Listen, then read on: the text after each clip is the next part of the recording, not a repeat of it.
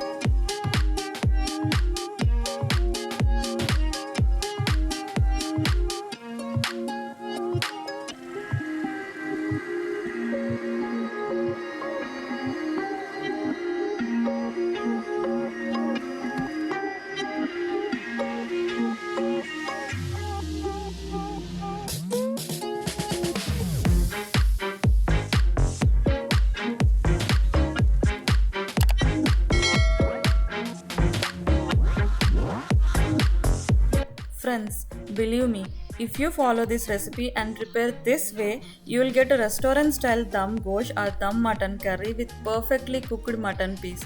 So do try this recipe and don't forget to like and subscribe and also share it with your family and friends. Thank you. Bye.